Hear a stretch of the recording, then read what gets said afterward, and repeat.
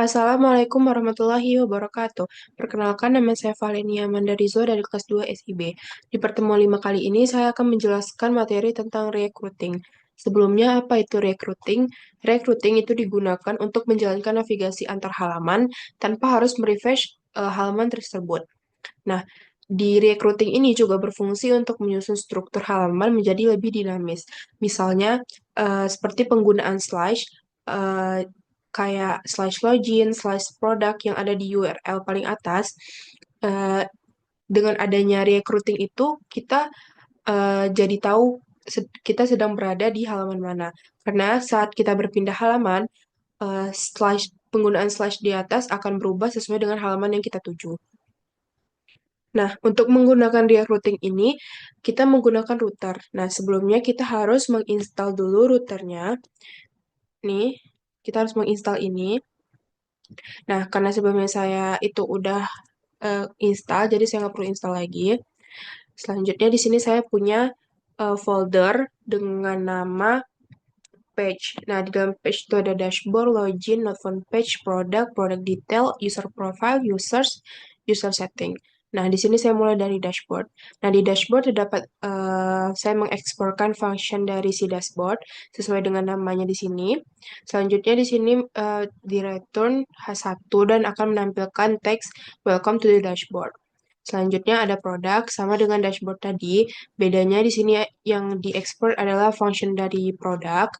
Nah, terus mereturn H1 dan menampilkan teks manajemen product page. Selanjutnya di user juga sama. Bedanya ini yang diekspor adalah function user. Terus di return H1 dan akan menampilkan teks user management page. Nah, selanjutnya saya punya folder komponen, di dalamnya ada sidebar. Nah, di sidebar ini mengimpor navlink, karena kita akan menggunakan fungsi navlink. Nah, selanjutnya di sini kita mengekspor function dari sidebarnya. Selanjutnya di bawahnya itu ada base class dan active class. Apa itu base class? Base class itu berfungsi untuk kelas CSS dasar untuk memberikan style dasar tanpa mempedulikan elemen itu aktif atau tidak.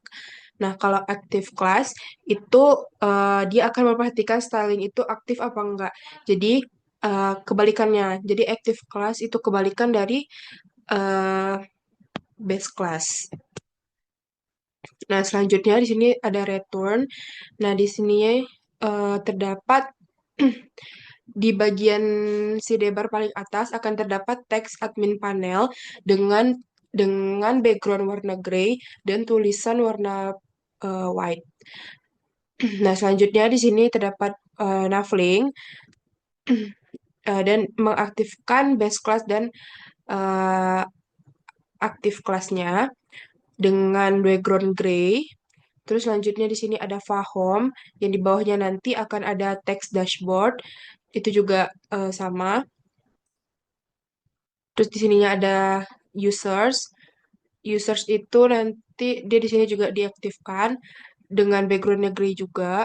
Terus ada file user, di bawah file user nanti akan ada teks user. Nah, di sini juga pemanggilan produk. Terus ini ada file box-nya.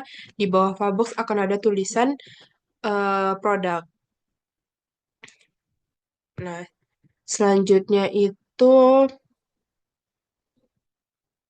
di app.jsx-nya itu terdapat pemanggilannya akan seperti ini. Ini untuk pemanggilan halaman dashboard. Dia ada slash dashboard, dipanggil dari elemen dashboard.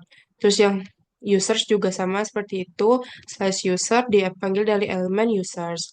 Selanjutnya yang produk juga seperti itu. Slash produk diambil dari elemen produk. Nah, maka hasilnya akan seperti ini. Jika kita di halaman dashboard, maka eh, maka ini slide-nya akan jadi dashboard. Kalau user, dia akan user dan menampilkan teks ini yang udah kita tetapkan tadi. Di produk juga sama dan menampilkan teks yang udah kita tetapkan tadi. Nah, selanjutnya di sini terdapat product detail yang menggunakan fungsi params. Nah, di sini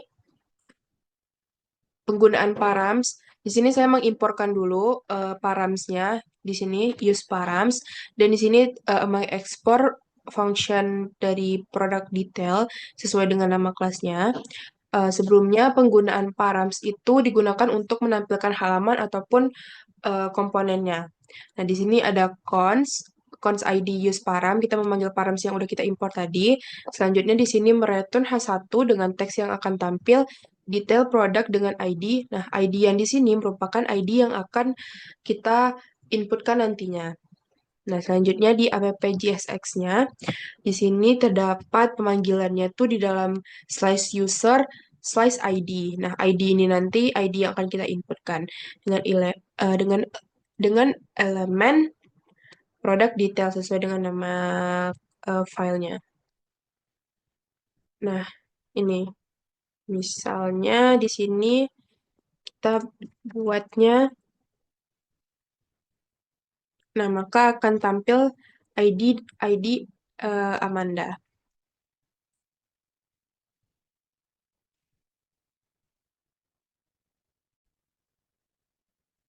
Nah, selanjutnya di sini saya akan menjelaskan tentang nested routing.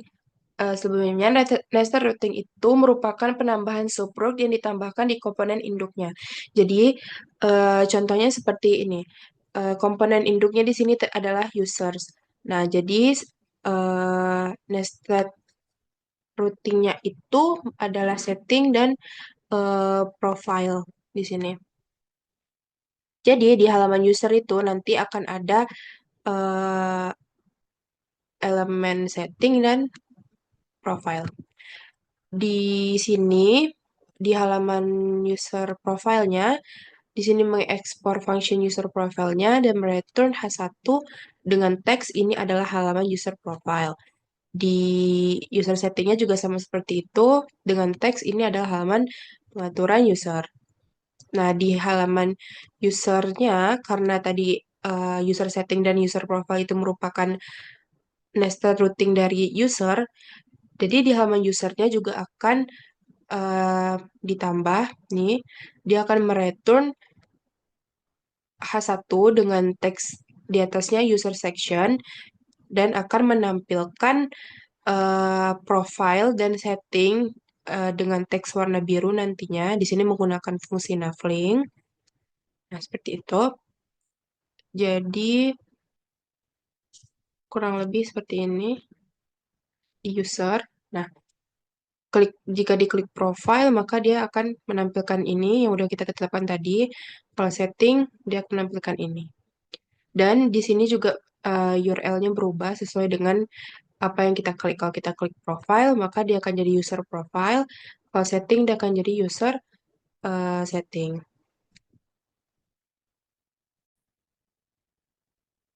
Nah, selanjutnya itu ada navigasi. Navigasi itu merupakan di mana ketika si user itu berhasil login, maka dia akan diarahkan ke halaman dashboard. Di sini saya punya halaman login. Nah, di halaman loginnya, di sini mengimpor use navigate karena kita akan menggunakan fungsi ini nantinya, fungsi navigate-nya. Terus mengekspor function login. Di sini const navigate sama dengan use navigate kita memanggil lagi yang udah kita import tadi. Selanjutnya di sini ada function handle login. Nah, di sini navigate-nya akan diarahkan ke halaman login. Nah, akan mereturn ini.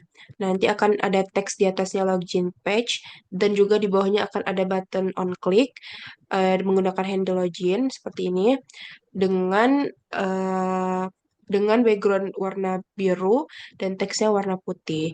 Di dalam button kliknya akan ada teks login. Kita lihat.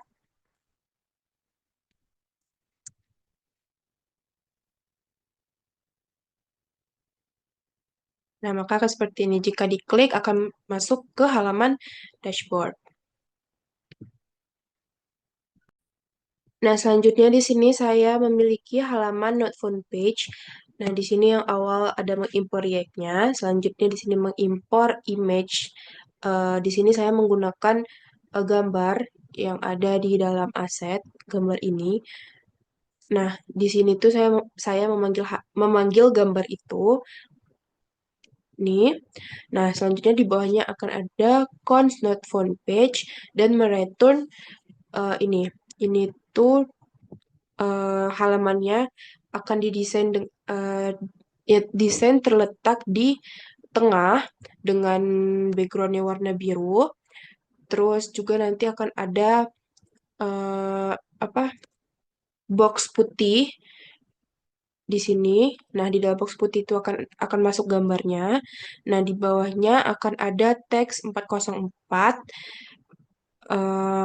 Lalu nih teks teks 404-nya berwarna biru.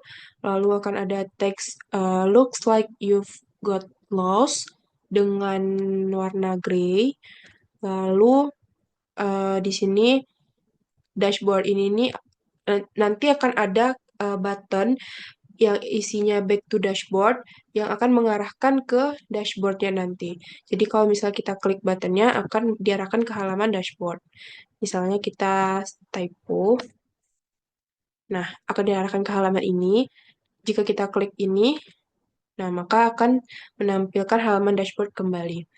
Nah untuk pemanggilannya itu sama seperti yang sebelumnya. Nih, mana? Nih, menggunakan bintang dan not found page. Nah, untuk halaman yang navigate tadi, ini cara pemanggilannya. Baik, mungkin sekian hanya itu yang dapat saya sampaikan. Mohon maaf atas kekurangannya. Assalamualaikum warahmatullahi wabarakatuh.